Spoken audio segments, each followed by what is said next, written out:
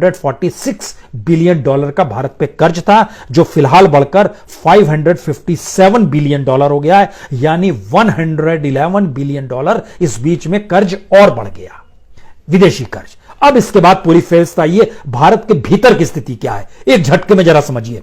Air India 6,000 crore के नुकसान पर, वोडाफोन 50,000 करोड़ के नुकसान पर, एयरटेल 23,000 करोड़ के नुकसान पर, बीएसएनएल 14,000 करोड़ के नुकसान पर, एमटीएन 755 करोड़ रुपए के नुकसान पर, भारत पेट्रोलियम 750 करोड़ रुपए के नुकसान पर, सेल 286 करोड़ रुपए के नुकसान पर, स्पाइस जेट 463 करोड़ रुपए के नुकसान पर, भेल 219 करोड़ रुपए के नुकसान पर, इंडिया पोस्ट 15,000 करोड़ के नुकसान पर, जीएमआर इंफ्रा 561 करोड़ रुपए के नुकसान पर, यस बैंक 600 करोड़ के नुकसान पर, यूनियन बैंक 1,190 करोड़ रुपए के नुकसान पर, पंजाब नेशनल बैंक 4,750 करोड़ रुपए के नुकसान पर, एक्सिस बैंक 112 करोड़ रुपए के नुकसान पर।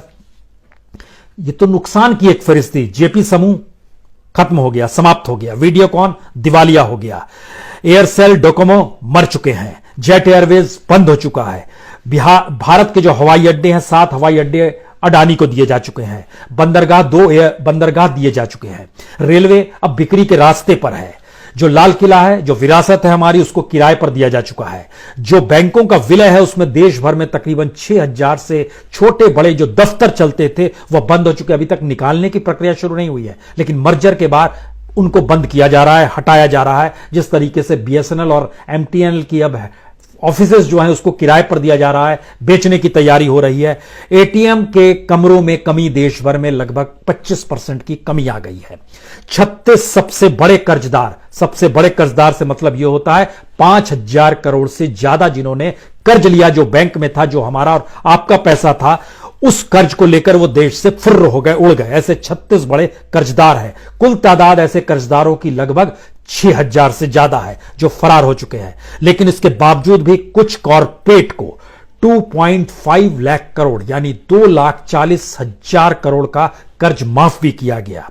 बीएसएनएल के जो लगभग 79,000 कर्मचारी हैं, वीआरएस के लिए जिन्होंने अप्लाई किया, उनको पैसा अप्रैल से कैसा मिलेगा? सरकार के पास पैसा नहीं है। इन सब के बीच में ऑटो इंडस्ट्री $1 बिलियन के नुकसान पर आ गए। रियल एस्टेट 30 शहरों में लगभग 12,76,000 घर बनकर खड़े हैं, कोई खरीदार नहीं है। कार फैक्ट्री में 55,000 करोड़ का कार स्टॉक में पड़ा हुआ है, कोई खरीदार नहीं है। मारुति का प्रोडक्शन डाउन हुआ, शिफ्ट कम करनी पड़ी, बंद करनी पड़ी। जो हिंदुस्तान एरोनॉटिक लिमिटेड है, HAL है, उसके कर्मचारियों को रेगुलर वेतन नहीं मिल पा रहा है। ONGC जो सबसे लाभ वाली कंपनी होती थी वह भी नुकसान में आ गई है। और इस परिस्थिति के बीच में हर कोई जानता है बेरोजगारी चरम पर है, घरेलू तनाव इस देश के भीतर में चरम पर है। NCRB का डाटा कह रहा है खुदकुशी में किसान के समानांतर और उसको आंकड़े को पार करती हुई ग्रामीण महिलाएं हैं। इस देश का युवा है, बेरोजगार, इनके आंकड़े किसानों को भी पार कर गए हैं। असंगठित क्षेत्र में बेरोजगारी चरम पर है, वहां पर स्थिति ध्वस्त हो रही है। सार्वजनिक उपक्रम में काम करने वाले कर्मचारियों के सामने मुश्किल वेतन की आ गई है, क्योंकि उनसे कहा जाता है तो घाटे में चल रहा है, जब बिक जाएगा तो आपको पैसा मिलेगा, नहीं तो नहीं मिलेगा। एक ऐसी स्थिति आ गई है। और इन सब के बीच जो भारत छोड़कर जाने वाले व्यक्तियों की तादाद, जिसका जिक्र हम आपसे कर रहे थे, वो अगर देश छोड़कर जा रहे हैं तो इसका जिम्मेदार कौन है?